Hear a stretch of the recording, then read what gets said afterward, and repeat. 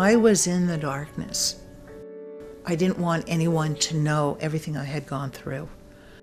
But something happened. I connected with the rapist's son, and that triggered a lot of the memories. And then a friend came along who said, you need to tell the story. Tell how bad it was. And I didn't want to tell how bad it was. And it was bad. It was bad. I had no hope. And I think hope, if you have no hope, what do you have? You don't have anything.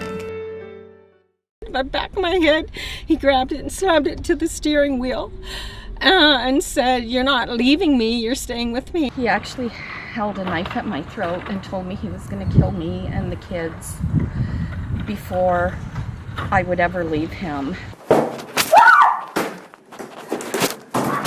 No, hey. Get away from me! You know what? Get away from me! So he managed to claw my phone off of me. And in that moment, I ran away. I ran out the door because I knew at that point, if you saw what I was doing, it was toast. Hope is believing in something that you haven't been able to grasp yet, but it provides you with a vision that something could change. When Ellie called me about doing this, I had just learned about a little girl in my neighborhood who had grown up with my children and played with my children when they were small. And her husband attacked her. Now this is in North Toronto, in a very middle-class, safe, respectable area. And she is lying now unconscious in hospital, and this has been going on for weeks. The violence is all around. So if it's an abusive spouse or abusive violence in any way, alcoholism, drugs, whatever it may be, when it comes down to it and you've exhausted restraining orders and everything and nothing has protected you from this person, then you have no other choice but to protect yourself. So society has let them down to begin with, and the system. That's why 90% of the women that are doing life for violence are doing it. I think a lot of the problem is anybody, women especially, single moms, live out in the country. They don't have access to any information and transportation to get anywhere. And yeah, I think the biggest problem is the information. People can help by either providing the information or making sure the information is posted in available places, in your local drugstore, food store, post office. These are places that someone would go and they can glance at it, maybe tear off a slip, but most important, a telephone number, a place that somehow, somewhere they can talk to someone who will take the time to help them. But even all these years later, because that happened 25 years ago, he still tries to control me through the kids. And it just feels like it just never really ended. It's better, but I still feel afraid of the man.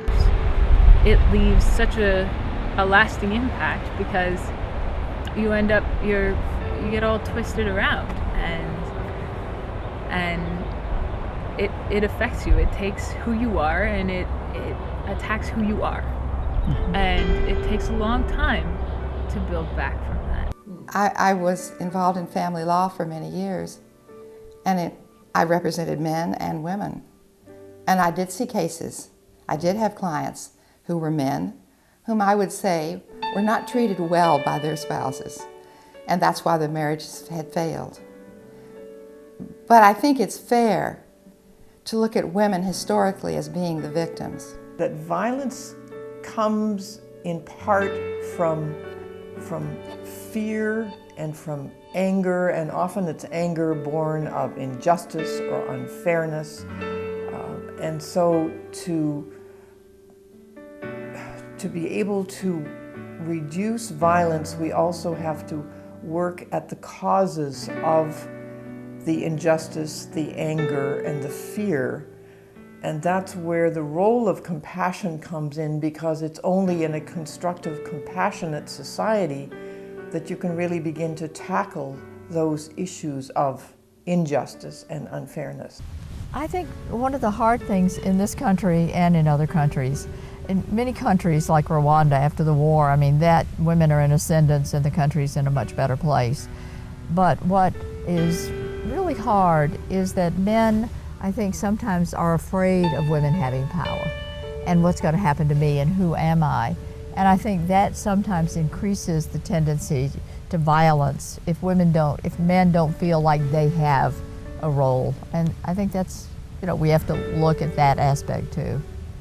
I think that there are definitely changes between the way that men and women interact, the way that men value and respect women as far as what they bring to the table. If you think, for example, in a corporate setting, traits of leadership that are deemed feminine, like emotional intelligence and empathy, but then also in everyday interactions, I think there are more men who are recognizing how much it means when they step up and do something to make a difference around this issue, around gender inequality, and the roles they can play to role model healthier behavior and attitudes towards women. When every door closes, another door opens, and there's nothing worse than being in an abusive situation and not being able to get out of it. When you do get out of it, you can look back years down the road and say, you know what, yeah, I was there, but I had enough hope and I had enough empowerment by other women speaking out to be able to say, hey, I'm not going to be one of those women. I'm going to get out. I'm going to stay out.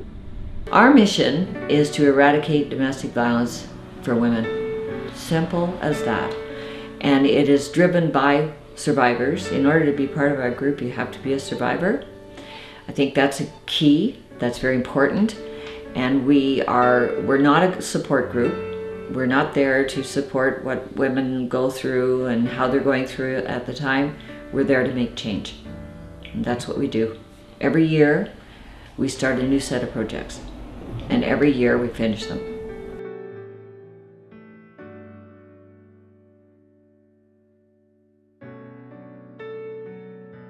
I can remember being in a session years ago and being told, look to your right, look to your left, look in front of you, and look behind you.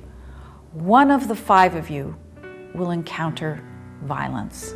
It's something that we all need to be concerned with.